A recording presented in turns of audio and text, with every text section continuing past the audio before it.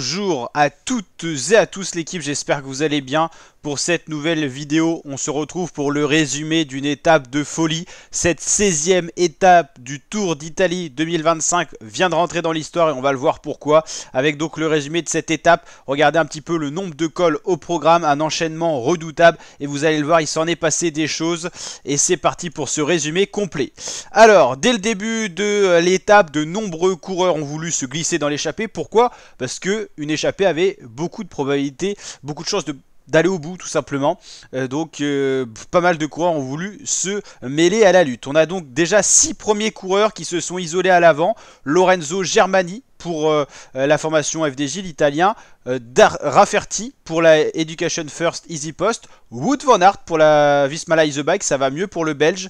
Baranetskea pour la Movistar. Asparen pour la Q36.5 et Joseph Cerny, le Tchèque de la Soudal Quick-Step. Donc 6 coureurs qui sont partis en tête. Mais je vous l'ai dit, beaucoup de coureurs voulaient se mêler à la lutte. On a donc un gros groupe de contre de 18 coureurs. Donc 6 coureurs à l'avant, on les a cités, 18 coureurs en contre et le peloton maillot rose. Voici justement le groupe de contre. On a du mal à reconnaître les coureurs, vous le voyez, ils ont les combinaisons de pluie, la route est détrempée, ça peut causer des chutes. On a eu notamment en début d'étape l'abandon du Britannique Joshua Tarling. Et les chutes vont s'enchaîner, on va le voir. On voit ici les impairs qui sont à la fois, alors des fois enlevés quand on est dans l'école, quand on a trop chaud, remis en descente, alternance de périodes plus sèches et de pluie, donc les coureurs sont sans cesse en train d'enlever ou de mettre leur tunique. Qu'est-ce qui vient de se passer? Une chute majeure qu'on n'a pas trop vu, une chute de Carapaz et de Primož Roglič. Primož Roglič dans de trop nombreuses chutes sur cette Giro, c'est sa 4e, il quitte définitivement le Giro, il est rentré dans sa voiture, dans la voiture Red Bull Bora. Primož Roglič abandonne sur ce Giro, sur une chute qu'on n'a pas trop vue, on a eu très peu d'images, on sait juste qu'il a chuté avec Carapaz, et le Slovène, 10e du général ce matin, abandonne la course, c'est la chute de trop, 4e chute, c'est fini pour Roglič, qui avait déjà des doutes, on pensait peut-être qu'il abandonnerait, ou qu'il serait... pas sur le départ de cette étape 16, il a finalement été au départ, mais voilà, il était souffrant ces derniers jours. L'étape 15, dernière de la seconde semaine de course, il avait été lâché, il avait perdu 1 minute 30, il n'était pas en pleine possession de ses moyens, il quitte la course sur une nouvelle chute. La Ineos qui se met à rouler, peut-être une attaque de Egan Bernal, en tout cas l'échappée qui s'est regroupée à l'avant, donc avec 24 coureurs, ils ont 9 minutes 17 d'avance sur le peloton à 94 km de l'arrivée, pas mal de probabilité d'aller au bout vu l'écart, mais ça peut encore se réduire et l'étape est encore très dure et va être dantesque. Quelques soucis mécaniques, c'est Carlos Verona là qu'on a vu chuter, plus de peur que de mal. À l'avant, Fortunato pour la Astana, le meilleur grimpeur, et là il veut prendre les points pour le maillot du grimpeur, une équipe Astana très forte. On a à la fois Masnada et Pellizzari. Donc pas mal de coureurs. Et on voit Juan Ayuso en difficulté derrière. Alors qu'est-ce qu'il fait?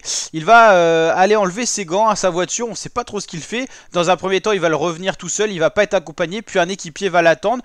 Mais Juan Ayuso était quelque peu distancé dans cette ascension. Tandis qu'on voit à l'avant, on reconnaît Pello Bilbao avec son petit gabarit de grimpeur, l'Espagnol de la Bahreïn, qui est bel et bien dans les 24 en tête de la course. On va aller citer les principaux coureurs dans cette échappée. Ayuso donc distancé. On sait pas trop ce qu'il a à ce moment-là, il va être attendu par un équipier et petit à petit l'écart va se réduire avec le peloton.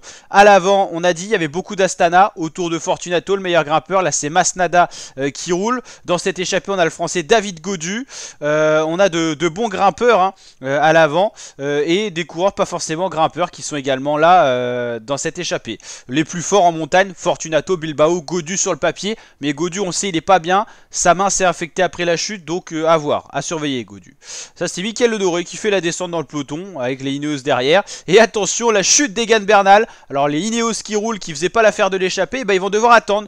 Le Colombien est tombé sur une route qui était plus sèche, mais il est tombé tout de même.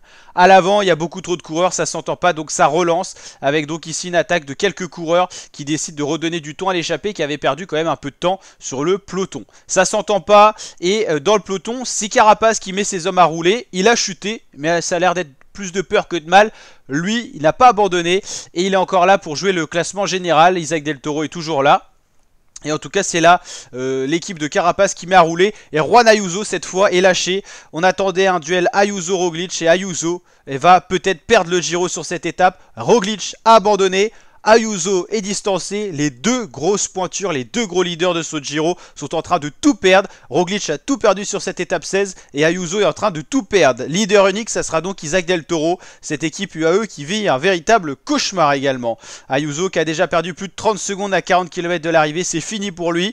Alors que là, c'est Michael Storer qui met ses hommes, la Tudor à rouler. Il doit se sentir bien, le grimpeur suisse. À l'avant, dans l'échappée, on n'a plus grand monde. Hein. On voit bien, on a encore Fortunato, on a également un Cepeda, un des cousins Cepeda.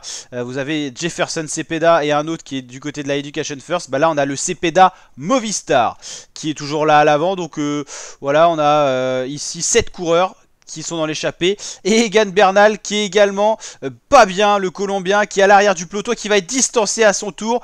Ayuso décroché, Egan Bernal décroché, l'étape est en train de chavirer.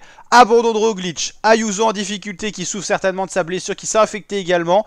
Bernal distancé, ce Giro est complètement fou, cette 16e étape est pleine de rebondissements et c'est pas terminé. Bilbao qui donne de beaux relais à l'avant, il veut aller chercher la victoire d'étape, lui s'en fout du classement général, il veut la victoire d'étape. Dans cette échappée, Fortunato, Bilbao, Voisard pour la Tudor, Cepeda c'est Jefferson du côté de la Movistar, Scaroni pour la Astana et Lem Raise également dans ce groupe de tête. Ayuso est en perdition à l'arrière, c'est vraiment une folie cette étape. Egan Bernal est distancé également et le peloton maillot rose qui n'est plus composé de très peu de coureurs. On voit ici Richard Carapaz qui est pas terrible dans le groupe maillot rose, tandis que Egan Bernal est revenu. Alors c'est une folie, hein. Egan Bernal il monte crescendo ou pas, mais il est revenu. C'est la UAE qui fait le tempo. Rafal Maika dans la roue Adam Yates et dans la roue Isaac Del Toro. Ils sont encore 3 UAE, 2 autour du maillot rose. Attention aux descentes, on a eu des chutes spectaculaires aujourd'hui. Des coureurs qui ont perdu connaissance en faisant une chute. Alors il y a eu un petit Italien qui était dans l'échappée, qui a chuté de plus de 15 mètres dans un trou tout simplement, qui a été évacué en ambulance. Il avait perdu connaissance, il a repris connaissance dans l'ambulance. Mais voilà, sur des routes détrempées, les routes italiennes peuvent être très dangereuses. Et puis tout simplement le cyclisme est dangereux avec des descentes où on va toujours de plus en plus vite. Et voilà, une mauvaise trajectoire, ça peut être catastrophique. On a des images de l'abandon de Primoz Roglic. Il est déjà à l'arrivée, alors il a été ramené par sa voiture Bora, marqué le coureur slovène, on verra ce qu'il décide pour la suite de sa saison, mais en tout cas pour lui le Giro 2025 est terminé, 4 chutes en 16 étapes, c'est énorme, c'était la chute de trop, il n'était pas en grande forme non plus, 35 ans, c'est compliqué pour être encore dans le peloton professionnel, ça, je pense ce Giro c'est un peu une accumulation de tout, la fatigue de ses 35 ans, il a peut-être plus les jambes d'antan, et donc moins lucide sur le vélo, plus de chutes, plus de perte d'énergie sur 3 semaines, et voilà, Roglic qui est plus là donc, dans ce Giro. Yanis Voisard le Suisse qui est pas le meilleur grimpeur de l'échappée mais qui s'est isolé à l'avant et qui a quand même 38 secondes d'avance. La dernière ascension 18 km, et ben Voisard est en train de se faire revoir par ces trois là. Fortunato, Cepeda et un autre italien de l'équipe Astana. Ils sont 3, c'est le trio le plus fort qui s'est dégagé de l'échappée derrière Voisard. Isaac Del Toro, tout va pour le mieux pour le Mexicain qui a son maillot rose, qui est encore assez entouré. Et Yates qui met ses équipiers à rouler, c'est Wout van Aert qui a été rattrapé de l'échappée et qui roule dans le peloton. Il est multifonction. Alors là c'est Pellizzari pour la Bora, bah oui son leader Roglic a quitté la course et bah il décide d'attaquer Giulio Pellizzari, les Italiens sont à la fête, tandis que Simon Yates a décidé d'attaquer, il a passé à l'offensive, Simon Yates deuxième du général qui attaque Isaac Del Toro, et bah il a raison, faut tout tenter, Carapaz est là également, voilà le podium virtuel, Ayuso a explosé donc il est plus là, donc pour l'instant dans l'ordre on a Del Toro en 1, Yates en 2 et Carapaz en 3, c'était Ayuso qui était 3ème mais vous l'avez compris Ayuso n'est plus du tout là-dedans. Là c'est dans le peloton on revoit l'attaque de Simon Yates. Simon Yates qui a essayé de mettre en difficulté Isaac Del Toro, pour l'instant ça a échoué mais la montée est encore longue. Dans ce groupe là on a donc les 4 plus forts au général, Carapaz, Derek G qui est là, Simon Yates, Isaac Del Toro. Voici le groupe qui s'est détaché à 3,29 de la tête de course. On va aller voir ce qui se passe également devant, tandis que Carapaz attaque et personne ne suit Richard Carapaz qui était à 2 minutes au général de Isaac Del Toro mais personne l'a suivi. Del Toro, Yates, ont-ils pas les jambes ou décident-ils de se marquer? En tout cas, ces deux coureurs-là ne suivent pas Richard Carapaz. L'étape s'agite à nouveau. Il est tombé, Carapaz, mais il n'a pas l'air marqué de cette chute. À l'avant, c'est les deux coureurs Astana qui se sont isolés. Plus de Yanis Voisard, plus de Cepeda, Jefferson Cepeda pour la Movistar qui est déjà à plus de 46 secondes. C'est très bien parti pour les XDS Astana pour aller se disputer cette victoire d'étape. Lorenzo Fortunato, on en a parlé beaucoup, le maillot bleu Azzurro de meilleur grimpeur, et Christian Scaroni, le jeune italien. Scaroni, Fortunato, duel entre Astana, entre Italiens pour aller chercher la victoire d'étape. Carapaz va très vite, il prend beaucoup de temps au maillot rose, il peut être dangereux, Richard Carapaz, il est survolté.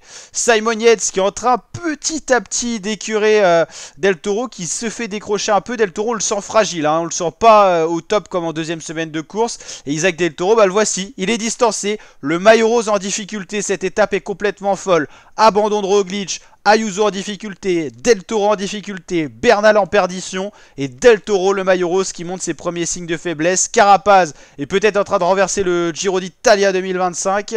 Carapaz est survolté, il veut reprendre le maximum de temps. Il avait perdu 2 minutes sur Del Toro, mais là il est en train de reprendre sur cette étape de montagne. À l'avant, 2 km de l'arrivée. Fortunato, Scaroni sont très bien partis pour aller chercher la victoire d'étape. Leur plus grande menace maintenant, c'est les leaders du général, mais ils sont trop loin, ils sont à plus d'une 55. Ça devrait le faire pour les deux Italiens qui jouent une autre course. Ils jouent pas le général, ils jouent juste la victoire d'étape, mais c'est déjà bien. Et le maillot de meilleur grimpeur surtout. Eux qui avaient peur, les Astana, d'être relégués en Pro Teams, il faut une très belle saison 2025. Ils devraient rester dans le World Tour, les meilleures équipes mondiales. Je vous rappelle qu'équipe World Tour, ça vous donne l'opportunité d'avoir un budget plus élevé, mais également des sponsors également meilleurs, mais également d'être présent sur toutes les grandes courses World Tour. Donc ça, c'est vraiment un privilège pour aller chercher des victoires. C'est un cercle vicieux, on va dire un peu. Fortunato, comme Scaroni, on sent Scaroni plus léger en montagne, on le sent moins bien, mais Fortunato a déjà gagné et c'est Scaroni qui va remporter cette étape juste derrière Fortunato, doublé Astana. Scaroni qui s'impose, Fortunato deuxième qui conforte son maillot de meilleur grimpeur une fois de plus à l'arrivée. Très belle ascension du coureur de la Bora, la Pellizzari, 18ème au général, mais il va remonter un peu. Carapaz qui a fait un numéro, qui va arriver également, il va reprendre un maximum de temps. Derek J qui a fait une ascension phénoménale, qui a même lâché Simon Yates. Simon Yates qui va en terminer avec Storer, étape de fou. Isaac Del Toro encore plus loin, il s'est fait reprendre et dépasser par Bernal, Tiberi ou Caruso à vérifier. Isaac Del Toro qui va conserver son maillot rose, mais pour rien. Une étape dantesque, une étape de folie. Le classement de l'étape, Christian Scaroni s'impose, le jeune italien, devant Lorenzo Fortunato, doublé Astana. Pellizzari, équipier de Roglic, a décidé de jouer sa course. Il est revenu à 55 secondes des échappées. Lui, il n'était pas dans l'échappée. C'est extrêmement bien ce qu'il a fait. Carapaz reprend du temps général. Derek J est pas mal aussi. Cepeda rescapé de l'échappée. Storer, Yates, Lemraise, Voisard rescapé également de l'échappée. Voisard. Donc une étape de folie. Je pense pas que les classements aient été actualisés malheureusement. On va vérifier ça quand même. Non, Carlos Verona, c'est la 15e étape. Et ben on se retrouvera pour parler des classements dans la présentation de l'étape 17. Vous allez voir une étape de folie en montagne également. Cette étape 16, n'hésitez pas à me dire en commentaire, est-ce que pour vous c'est la plus belle étape de ce Giro? En tout cas, il s'est passé énormément de choses. N'hésitez pas à liker, partager, vous abonner. Ciao les fratés, à très bientôt pour de prochaines vidéos. Tous les jours, rendez-vous pour l'intégrale Giro sur la chaîne YouTube. Ciao les fratés.